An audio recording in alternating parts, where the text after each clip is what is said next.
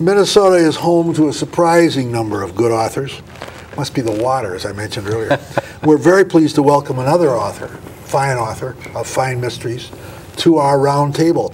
And Kent is going to introduce our guest, and so I'm not going to say anything more about it. Over to you, Mr. Kruger. All right, well, we are, in fact, honored to have David House Wright. We call him House here this evening, so the world knows now. We call him House. House is really one of the bright stars in the sky here in Minnesota in terms of mystery writing. You know, you really truly are. You've been around for quite a while. You currently are the author of the Rushmore Mackenzie series, which debuted in 2004 with A Hard Ticket Home, a really fine novel. You followed that up with Tin City, Pretty Girl Gone, Dead Boyfriends, and your most recent release in the series, Madman on a Drum. And we've all agreed that's just a terrific title. You know, they're all great titles. Yeah, they really are. Did they come first? Excuse me? Did they come first? No, only one title ever came before the book. I started actually writing the book, and that was A Hard Ticket Home. Okay, just curious. And that was inspired by an event in my life, and I basically kept it in my pocket for years until I found something to attach it to. Madman on a Drum also has an interesting kind of history to it. Well, when I write the books, I try to let the book suggest the title, and sometimes it doesn't work that way. But in this case, I was in the middle of writing the book. I did not have a title, and I came across a poem written by Oscar Wilde, The Ballad of Reading Jail, Sure. which dealt with his experiences when he was in prison. And there was a line, Madman on a Drum, which referred to the beating hearts of the prisoners as they were waiting for the execution of one of their fellow prisoners. Fascinating. And I just glommed onto that sucker and put it on the book. Rushmore Mackenzie, or Mackenzie as he's known, is a really intriguing character. He's a great creation in the genre. Tell us about Mackenzie. Well, Mackenzie is an ex-cop who became an ex-cop so he could collect a reward on an embezzler that he caught. And now he's rich and he's bored. And he does favors for people. And his motivation largely is that he wants to make the world a better place. And you guys all know Dennis Lehane. Mm-hmm. You know his work.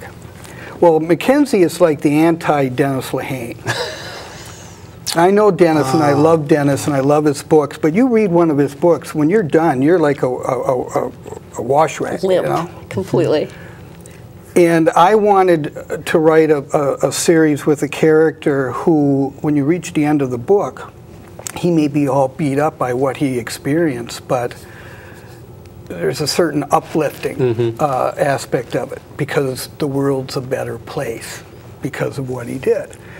And that's basically what inspired me, was Dennis's books. I wanted a character who was the antithesis of... Yeah, who was like policemen, who were like firemen, who are like soldiers, who deal with a lot of the horrors of their jobs by reminding themselves that it's a job that needs doing, and to keep being redundant about it makes the world a better place because they do it. So in some senses, except that he doesn't take a percentage of whatever he recovers, if he recovers anything, he's like a Travis McGee. I mean, he's a PI without a license, yes, essentially, isn't he? Yes. Yeah. One of the things that I'm impressed with in terms of the Mackenzie novels is the voice. It's a wonderful voice. It's smart, it's tough, it's wisecracking. I think one might have been Publishers Weekly who called him the true son of Spencer, you know, Parker Spencer. Sure. Oh, grimace. Well, that's heady company. That's I nice. know, That's very nice. I know. Well, those of us who know you know that you are tough, smart, wisecracking. So tell us a little bit about the relationship between David House Wright and Rushmore Mackenzie. People say they recognize me in the book, but it's really not true. They recognize some of the things I say. they recognize my sensibilities. But I'm not Rushmore Mackenzie. On the other hand, all of the characters in a book come from the author. They come from me. So you could just as easily say that I'm the bad guys, or I'm the prostitute. I'm the... You heard it here, folks. First. Well, we all prostitute. As a lawyer, you know? Sure. So there is that aspect of it, but I do get a lot of that. People who actually know me well will point out things and say, yeah, that's you. And I go, well, no, not really. You I gonna don't know. have- I don't know you if gonna have this- him play hockey? Excuse me? You gonna have him play hockey? He does play hockey. Play hockey? Plays hockey. One of your trademarks is the research that you do for your books. And your short stories. And your short stories. I heard you say once that you could point to a tree in Roseville, the city that you live in, and say, that's the tree where a bullet hit in whatever the novel was. Oh, yeah. That was in Practice to Deceive. I can not only show you the tree, I can show you where the bullet hits. I take it all very seriously. You guys were talking about setting before. I think setting is essential. There's an old saying that, you know, if you come from where they come from and you're taught what they're taught, you'll believe what they believe.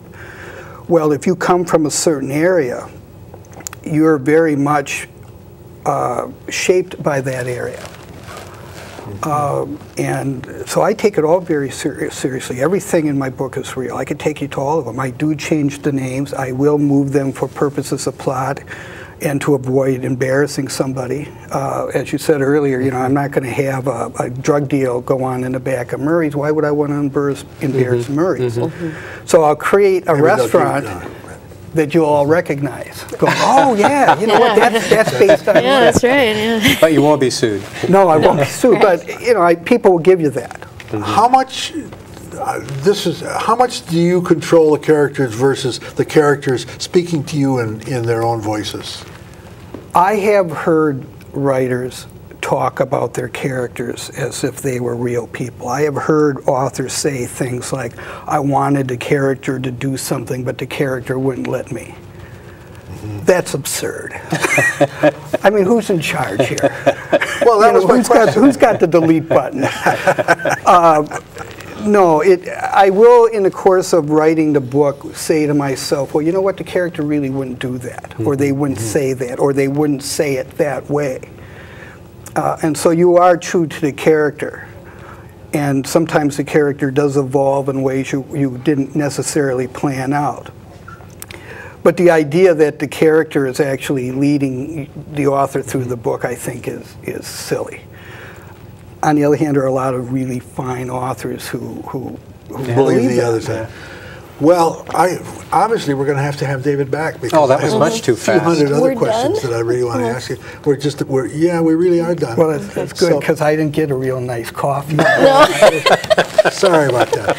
Thank you for an interesting interview. Thank you for Thank having me. you. And, Yes. hope you have a lot of success with your writing. One of the Yeah. things I always want to know is whether he's ever going to go back to Holland Taylor.